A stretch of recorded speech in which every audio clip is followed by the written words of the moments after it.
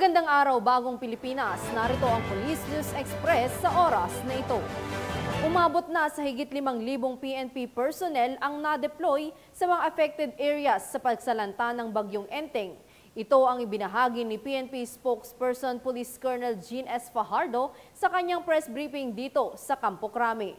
Aniya kasama na dito ang mga na-deploy sa evacuation center kung saan nagsagawa na ng preemptive evacuation ang ating mga kapulisan kagabi pa, lalo na sa mga lugar na may banta ng pagbaha.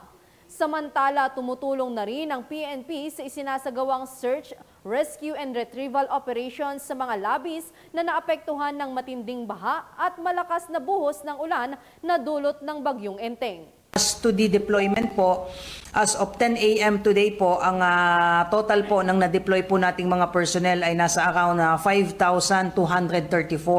At kasama po dyan sa mga deployment po natin ay nandyan po sa mga evacuation centers dahil nagkaroon na rin po kagabi pa po na at kaninang umaga po ng mga preempted evacuation dyan po sa area po ng Region 5 and Region 4A at tumutulong po yung ating mga PNP personnel. Although yung AFP po ang siyang lead agency with respect po doon sa search and rescue and retrieval, ang PNP po dahil tayo po yung naunang nandoon po on the ground ay nagsisimula na rin po tayong tumutulong sa search and rescue operations po.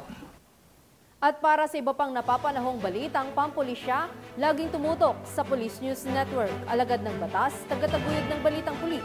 Ako po si Police Corporal Maria Elena de los Santos, nagbabalita para sa Police News Express.